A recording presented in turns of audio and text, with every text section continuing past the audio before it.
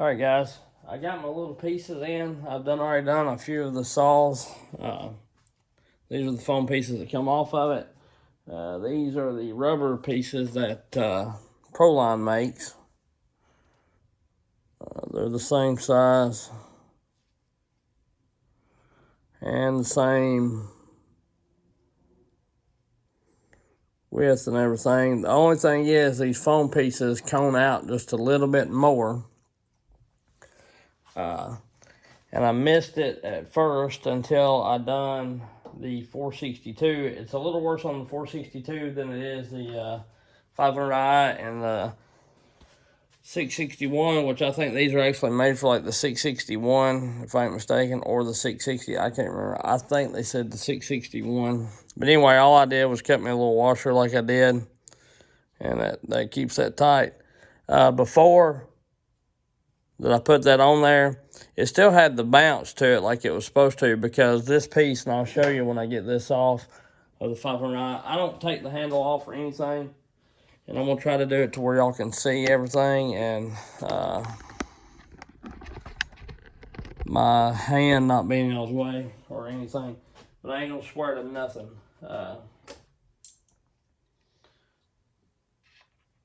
I broke my T27 torch bit the other day on something, and of course it's a screw right above the dog screw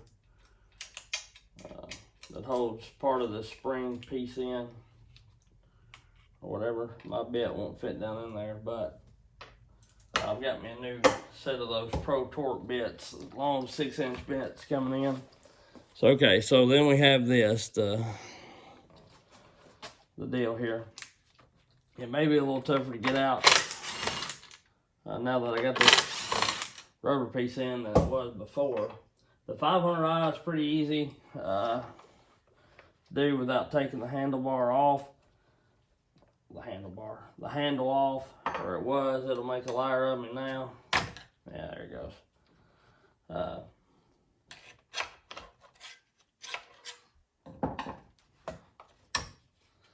don't want to do that.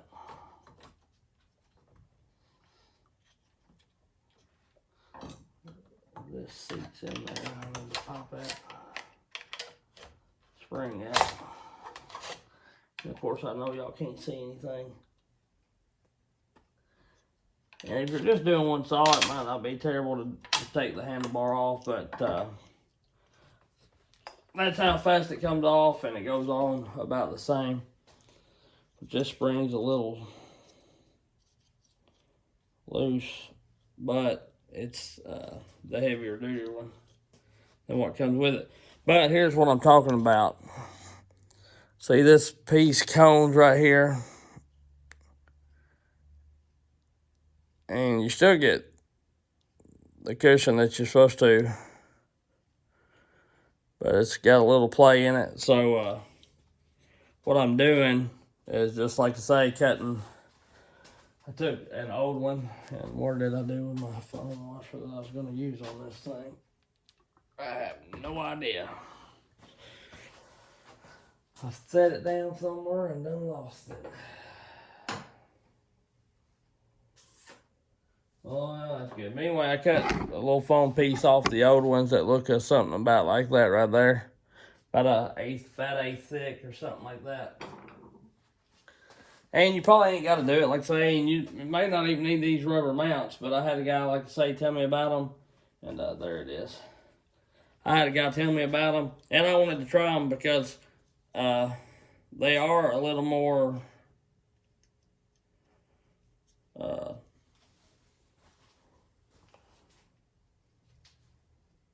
you know, a little harder than the foam piece, because like the foam piece you can sit there and, which I'm having to do that pretty stout,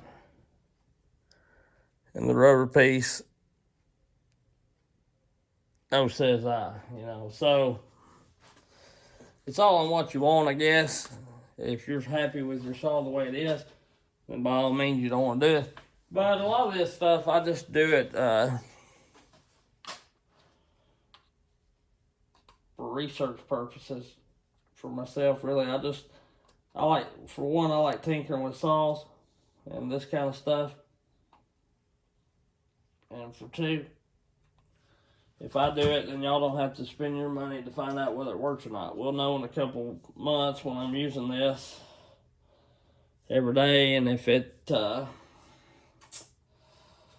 you know, craps out, these rubber mounts do, then you'll know you probably don't want to do that. I done this to the 462 and the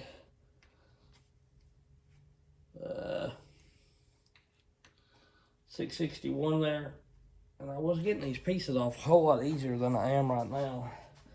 When they go on there, these rubber ones, buddy,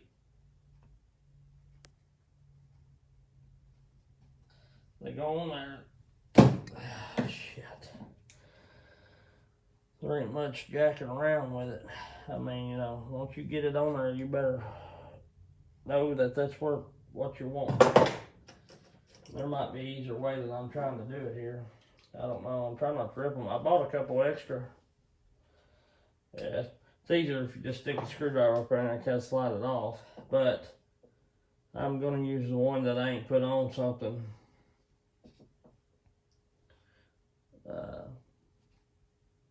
Instead of one I took on and off with something else. Like I said, I bought two extra. They weren't very high. They was like $5 a piece or something like that. And I think you can even get, which I know Proline sometimes don't sell complete aftermarket parts or OEM aftermarket parts, but you can get them a little cheaper from like a overseas company or something. And Proline may be, but I'm just saying they've got some no-name stuff that's a little cheaper than the Proline, and I'm sure that there ain't just a terrible lot of difference on it. So all I'll do is slide that on there, push it back, and then of course put that on there, and then that kind of takes your flop out of there. May not need it. These may end up giving out and breaking or something, but I mean, these are on the saw from the factory to begin with. This stuff's pretty tough. It's actually pretty hard to cut with a, I've got like a little X-Acto knife here for decals or something, like doing vinyl stuff. And it's very, very sharp. And it's kind of tough to cut through that stuff. So anyway, now we're ready to go back in with all that. And sometimes this is tricky Ricky, and sometimes it's not that terrible. The 500i is a little easier because it has a lot of what I'm going to call slop to it. You know, once you get that handle off, this 500i is dang near ready to come in two pieces.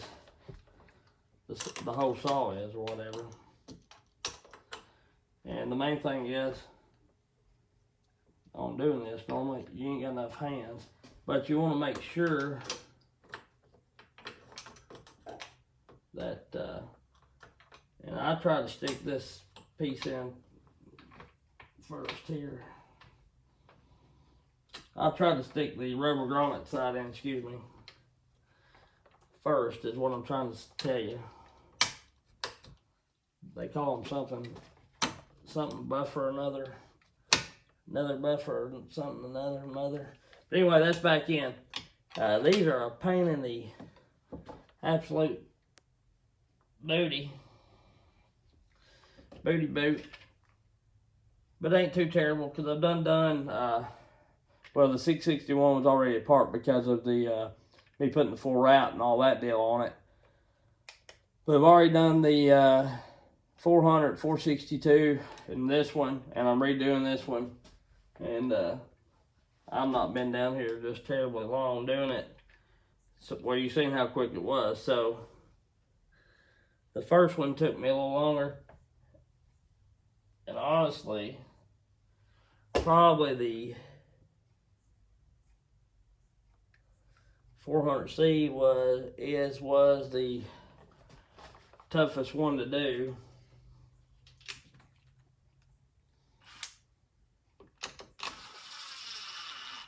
I don't really like taking these handles on an awful lot, just because, you know, you get into that taking a lot of stuff in and out of all this plastic, no matter the brand, STIHL or Husky. It just tends to, if you don't go back perfect every time in that plastic, you know what I'm saying, it tends to strip out from time to time. Or that kind of deal. I'm gonna start this with this. And sometimes what I do is make sure I'm getting started halfway right. If my magnet will act decent. Well, I couldn't do that. That was the 462 I done on. The 462 I could start that back in a little better.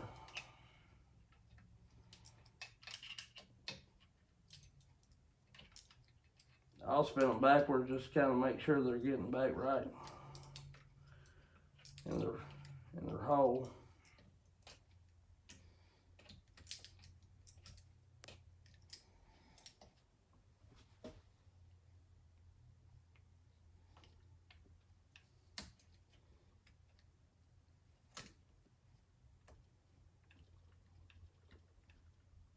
That's it. Okay. I got that, and I've got my new 12-volt thing that I showed. I've got it on level 2, and I bump that, and that stops the bit. I give it a pretty good bump like that. Now that's tight, and I don't keep just hammering, because you can keep hammering this thing, and it would most definitely keep driving it in there, I'm sure. That quit there, so. And this one's pretty good about not overpowering it because of it having the levels. The other one, or even like my 20-volt that's not an XR that's got different speeds on it or different settings, if the battery's fully charged, they just give it all it's got, and if it's low, then you get about what you need. So, but see, I hit that pretty good. That's moved just a little bit, so that's going to be good enough on that. And that's in there. And I'll put the bar and chain back on it real quick, and we'll see if it made a difference on how floppy that dude was. I keep hitting that. I got so much crap out and going on, that different stuff I can't get right. But we'll slap this bar on here. It helped it out quite a bit before. It seemed like it. You know, before when I do that and I'd hear that popping, and I said before that it might be like the fuel filter in the tank. On the 400 and this one, after I got done, I didn't really hear that popping that I wasn't hearing. And so, like I say, I don't know if it's one of them deals, if it's even worth it, or if I even would have had to done it. But if you want a little stiffness, and you don't want to give big money to try a suspension kit or whatever, then you might try one of these. Like I say, the guy told me about it. He said he loved them and they work really good. I'm pretty sure that's what he told me. He knew about them. He may not have tried them. Shoot, I can't remember what it said. I've talked to some indignant people.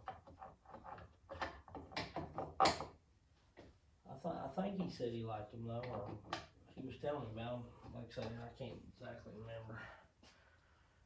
I don't remember what to do with my bar nuts right now. We're getting pretty close to 750 subs, so and it looks like that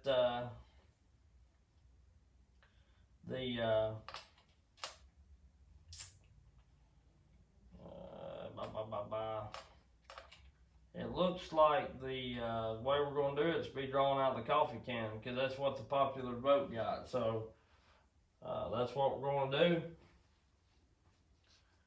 And that's pretty cool to me, because, I mean, all in all, it gives everybody a pretty fair shake at winning something, you know, instead of me or somebody else picking it. But like I say, just thought I would ask everybody what they thought. I mean, I know it's my channel. You can say, well, it's your channel. You're going to do what you want to anyway. I mean, that's kind of true, but normally if I ask, or, you know, something like that, then, you know, that's really what I'm meaning. It's kind of like when I drew the first winner out of on the bars at the 100 sub giveaway. Aaron A. Lynch won it. He's got a YouTube channel. And I drew out of the bucket. And somebody commented, well, who would have thought, you know, a famous YouTuber won it or something like that. And I mean, I drew out of the bucket. The guy that commented that, his name was in the bucket or the coffee can, just like the winner's was. And the thing is, if I'd wanted to give something to a famous YouTuber, then I wouldn't have said that I'm going to put all the names in the bucket. I would have just said, I'm going to give this YouTuber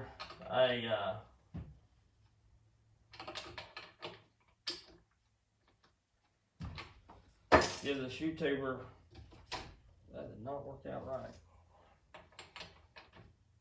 I don't know what the hell, something didn't feel right when I done that anyway.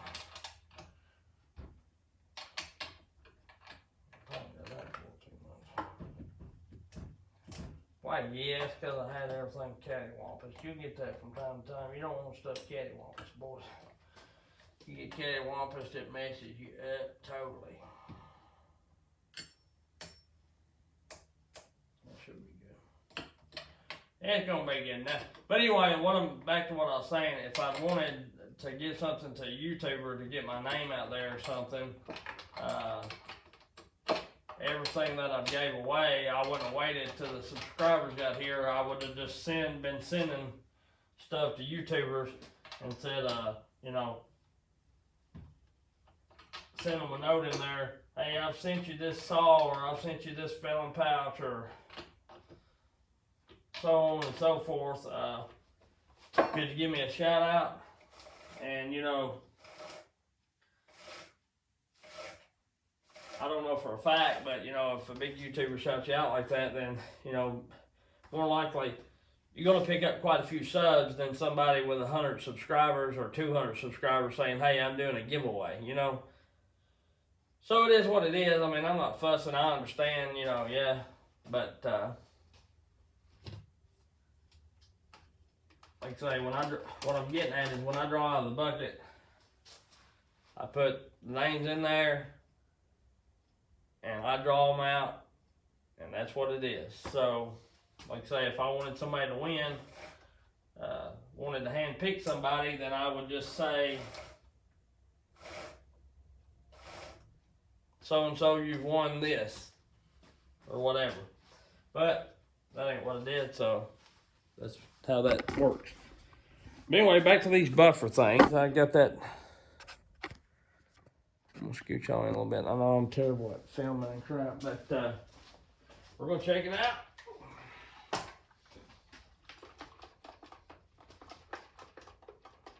I mean, honestly, still a little clappy that way, but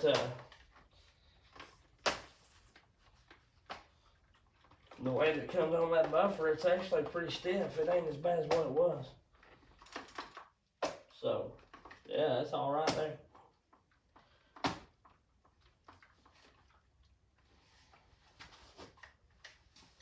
It's all right there.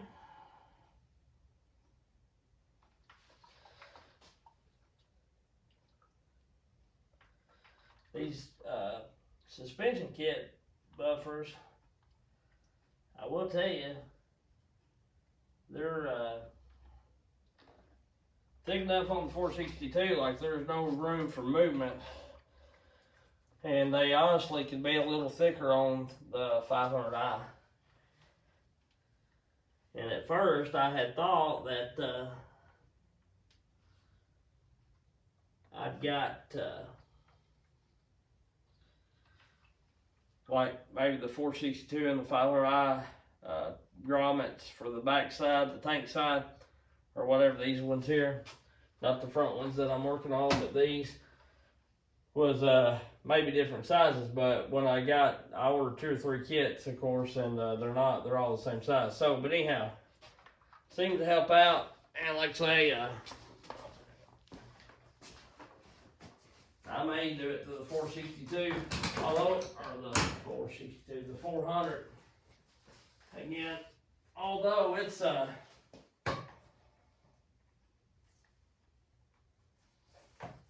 honestly not that bad.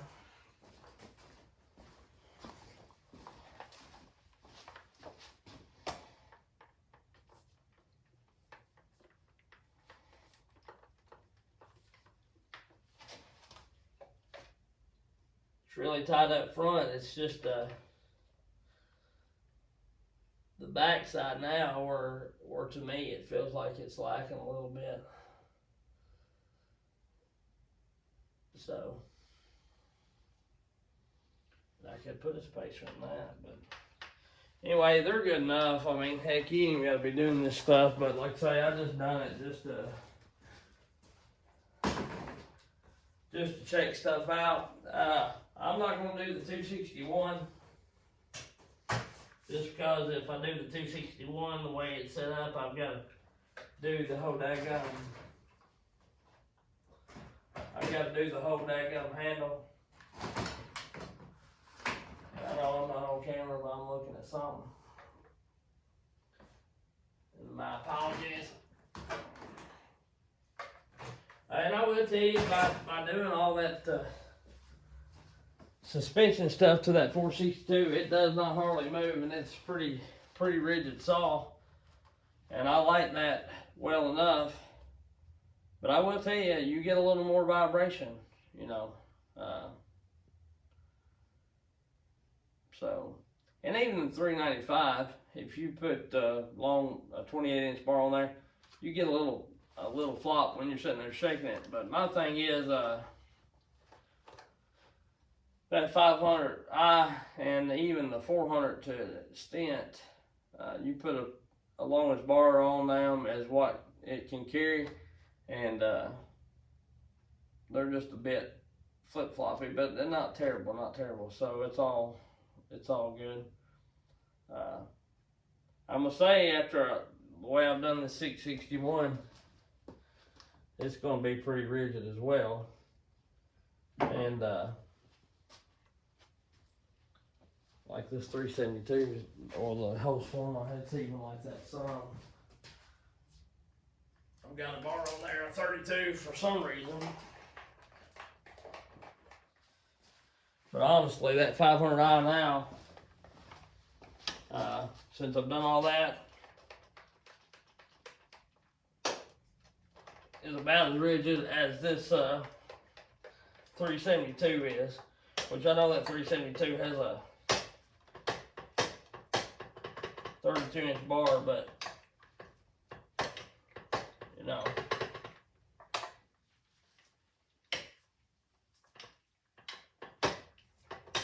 it's a big difference. And the springs on the 400 and the 372 are the same. They both go, you know, not up and down. I always get them mixed up, vertical and horizontal or whatever.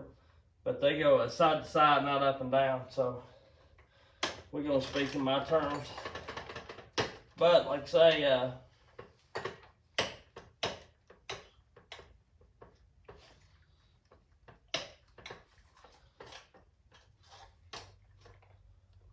it's kind of loose in there. So.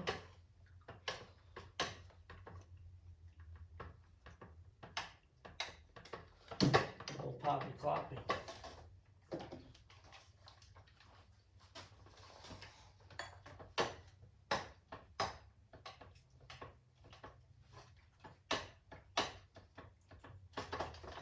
But anyway.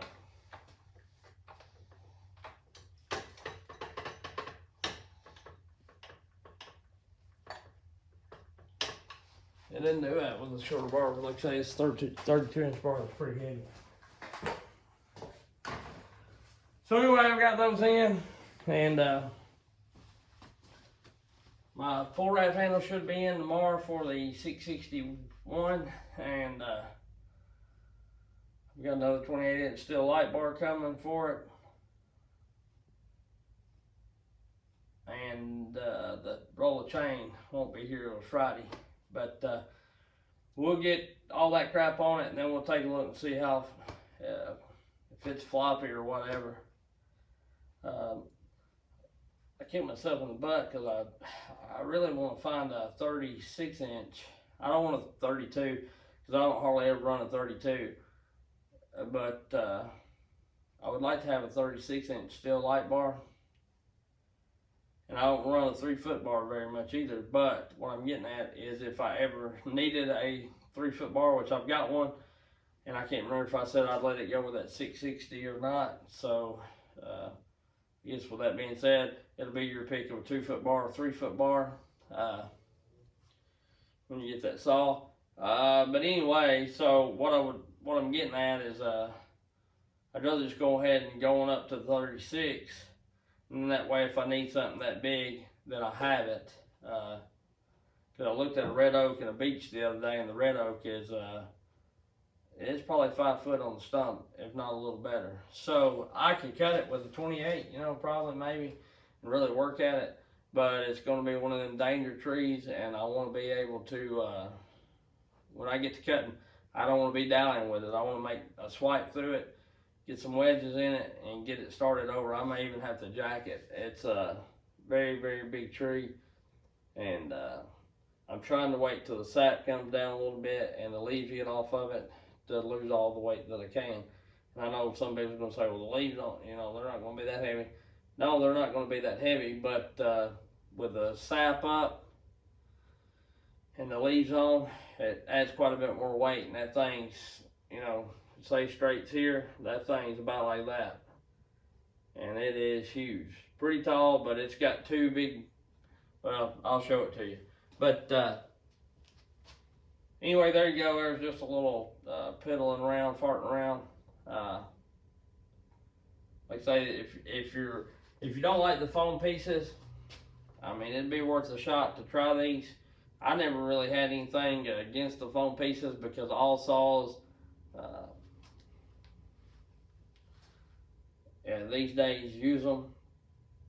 You know, they Husky Echo, the Timberwolf's got it in it. Every new Husky has that kind of deal in it. So it's just one of them things. They make them to move a whole lot more than what they used to. And if you're used to running older saws, then you kind of like them rigid. I like them to at least be as stiff as the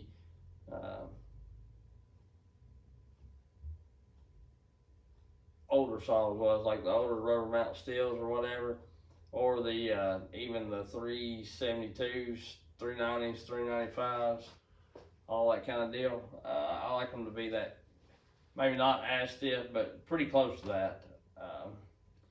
You know, the rubber steels, a lot of people say they vibrate and they, you know, it does some, but it's still better than just a saw that absolutely has none. So, but that, you know, that series of saws, the three series of the Husky, really to me is, as far as anti-vibe and stability and everything, they're about the best feeling saw. And the steel stuff, and even the new Huskies are, they're pretty nice, but some of them, even the new Husky 5 series, I'm talking, is a little too floppy for my liking. So, it is what it is. We'll see how they do. They may dry rot and fall out in 2 weeks, and I may have to put my foam pieces back in. I'm not throwing away the foam pieces to the big saw because all these are the 661 foam pieces.